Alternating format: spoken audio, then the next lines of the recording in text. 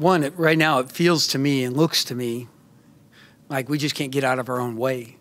I thought we looked like a frustrated team and a team that, is just mentally not focused on, hey, let's play with great effort, let's play with great energy. And we've seen these guys play so well, but we can't brain freeze ourselves. I'd say something else, but it's, and I think we all know what I'm talking about. We can't have that. And it just looks to me like that's what it is. Unless there's something undiagnosed right now that I don't know about, which I don't think that's the case. Are they playing tight, Tim? I think so. Yeah, I think we're like Isaiah said right away, we're just blowing opportunities, and I think they feel that way during the game. And, we've tried to just get them on focus on doing, the little things. But I think when you look at, for instance, it felt to me like 3 or 4 times at least. Now, this is just 3 or 4 times. Ball hits the rim. It's a thing. We got 3 guys, and we're just looking at the ball. When you're looking and not acting, how's it go? There's people that make things happen, and there's people that wonder what happened, right? And it looks to me like we wonder what happened. They want to be special. They want to go to the NCAA tournament. They want to do exceptional things. Is that something that you considered going in, the weight of expectation and having to deal with that? Yeah, I mean, we talked about it, and I thought we were in a good place. And if you look the way we started the year, 11-2, we were. I'm just trying to think of when I thought that it kind of arrived, so to speak, and probably Michigan State. So much was made, and rightfully so, that game. That was at a point in time when there was a lot on the line, and it just seemed like we didn't rise to the occasion that night.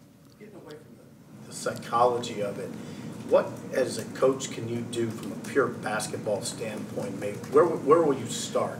Well, what I wanted to do tonight was get the bench more involved. I got them 52 minutes, and you saw the production. So we've got to, and that's what hurt us in the first half too. We knew that we needed that to be able to survive in the second half. And so we need more bench production. So does that mean, okay, do we need to feature some of those guys, instead of our main guys at different times when they're in the game and things like that? I don't know that we've done a great job of that, right? To be able to get Nana Kenton an open jumper here or there. And, we've run things from him, but not on a regular basis. So more bench production is one of them. And then, that's right now, to me, when I look at things, a huge drop-off. The fact we didn't get to the foul line tonight was, especially in the first half, we didn't shoot a foul shot. I'm not sure when the last half that happened for us was. But, you also look at, okay, we're 4 for 12 at the rim. They really don't have a shot blocker. Honestly, Weston's got like 9 blocks on the year or whatever it might be. And so I think, you look at, okay, why were we not very effective at the rim?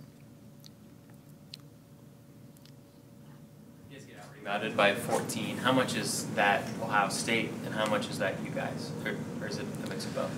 Yeah, I credit Ohio State. I don't know what the number would be. How many misses did they have? What is that? 34. So, what's 14 divided by 34? Yeah, it's like it's too much, right? 41, yeah, that's all. Our goal's 26. So, for us, we'd want to allow 26. So let's say that's their game plan. They're going to run up, rebound, do all that. So let's say, okay, now they're going to get a third, because they're selling out on some things, and we're going to get some transition on the other side because of it. But I think it's us. There are a lot of fans that are hitting the panic button right now on this. Yeah, season. well. When I get to my kitchen at home, I'm going to hear the same things that you read on Twitter. Nobody's happy, and so I want them to be upset, but I want them to hang in there with us because I believe in these guys, and I think we can do it. So we're just going to try and we're going to get them to rally, right? Try and regroup here quick, because nobody's going to feel like what I told them after the game. Nobody feels sorry for you. Wisconsin will not come in here and feel bad, right? They're going to come in here ready to slug it out, and we have to have the same mentality. So I understand why fans would, but at the same time, we've got a lot of equity that we've built over the course of a season. It's the it's the course of a full season. But a double and a triple bogey don't make anybody feel very good. Do you think you guys put too much into the Michigan State game? We put everything we could into it. We put everything. I felt like we put everything we could into tonight, and it worked against us. I think that we just got to get back, play great basketball, relax, enjoy it some, but play winning basketball. And right now I think we're in a bad place mentally, and I think we've been there too. Maybe it was Michigan State, but at the same time, one game does not define you. A lot of people, I don't know if inside the program, but it seemed like a lot of people looked at that Michigan State game as a defining game because it was. Yeah, just like they did Michigan last year, right? And that's great. If our defining games are Michigan in the Big Ten tournament and Michigan State, those are pretty big moments because those are the elite of the elite. And if that's our defining moment, then that's our make or break time. Then we've done something pretty good. If we're the 17-point underdog. And nobody gives a crap, and the place is half full, then we've completely screwed it up. But those are the challenges we want, and that's what I signed up for. And we didn't come through those two games, right? Those are other times. Other times we have, the old no-sit Sunday or whatever it might be. Other times we have, but we're going to have more opportunities here too. You see guys tight like that. Do you think maybe that's highlighted by 2-3 zone going against those types of defense? I don't know.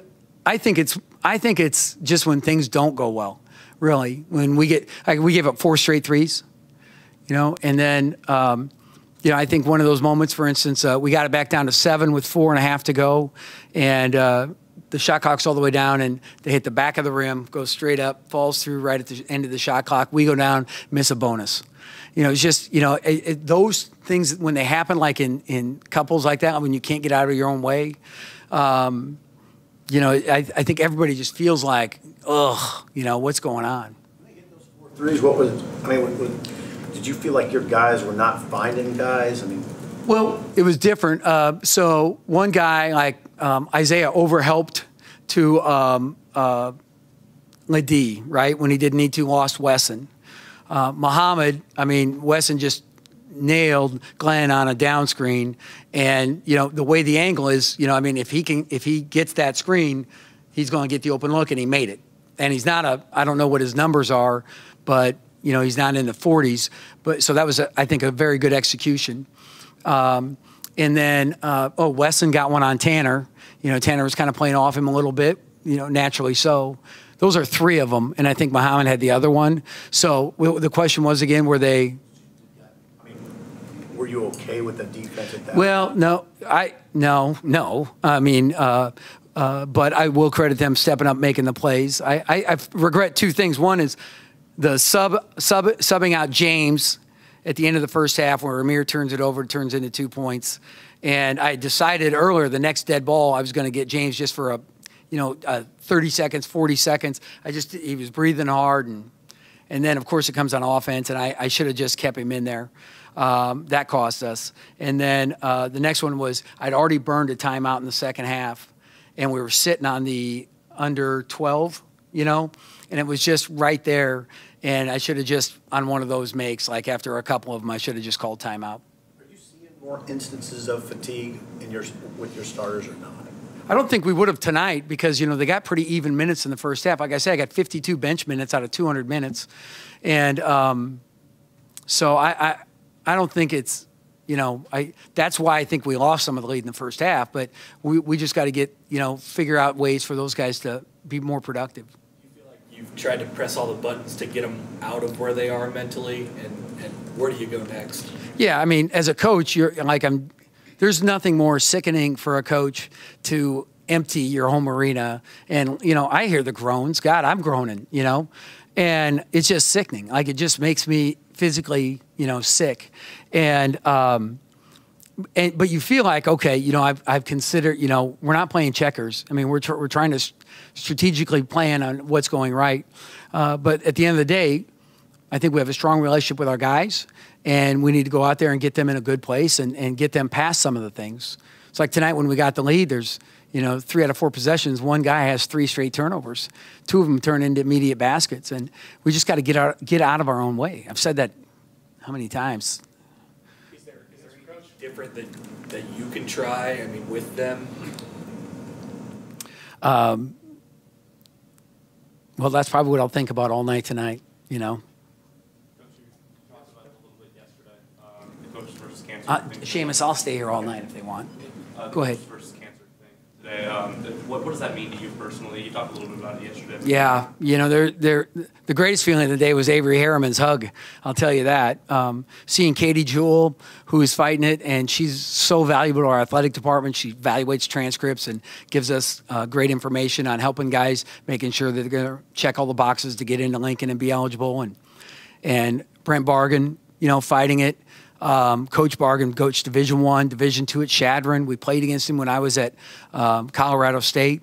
And, anything we can do to help, is important. My sister lost her husband to cancer. My other sister lost her husband to brain cancer.